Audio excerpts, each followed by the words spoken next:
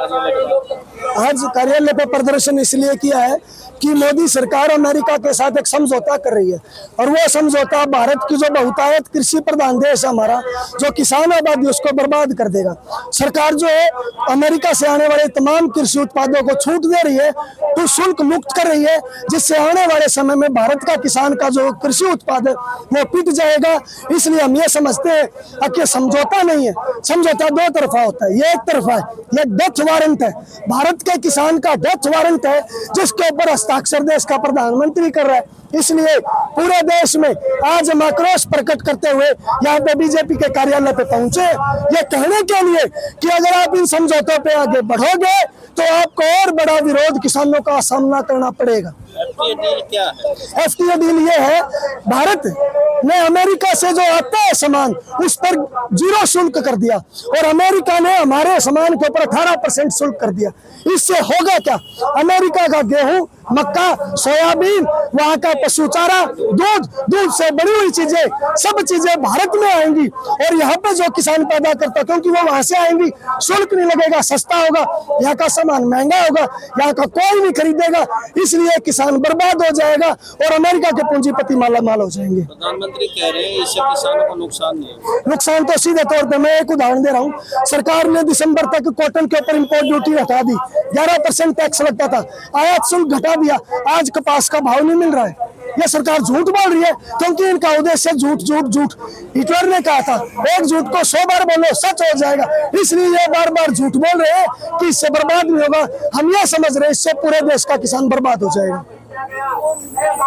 जो agriculture deal के नाम पे देश आत्मसमर्पण कर रहा है, उसकी खिलाफत करने के लिए आज हम रोहतक के नागरिक यहाँ पे इकट्ठे हुए हैं। ये कोई डील नहीं है, ये बेचना है हमारी खेती को, हमारे देश को सोने की चिड़िया हमारी खेती की वजह से कहा गया। इसलिए दुनिया और देश के जो पूंजीपति हैं ये इसको लूटना चाहते हैं, निर्मम तरीके से लूटना चाहते हैं। लूट तो पहले भी रहे थे, आज ये जो समझौता करने का समय आया है, ये हम इसका सख्त विरोध करते हैं और इसके ऊपर हस्ताक्षर ना किए जाएं, ये मांग करते हैं।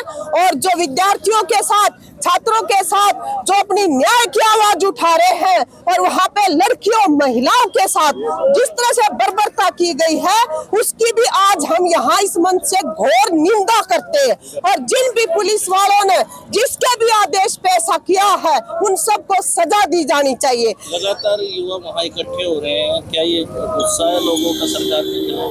ये गुस्सा जो है बहुत ज्यादा है लोगों के अंदर, ये इसका प्रमाण है अपने आप में।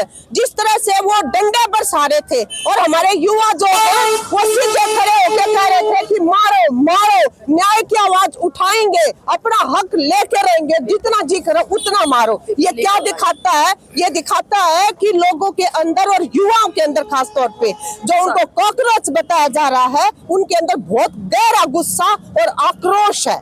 और इस आक्रोश के साथ यदि सरकार बैठ के बात करेगी, उनकी मांग मानेगी, तो अपने देश के लिए अच्छा होगा। लेकिन जिस तरह से ये आक्रोश बढ़ता जा रहा है, ये देश को किस दिशा में लेके जाएगा ये कहा नहीं जा सकता। अब सरकार की जिम्मेवारी है सारी।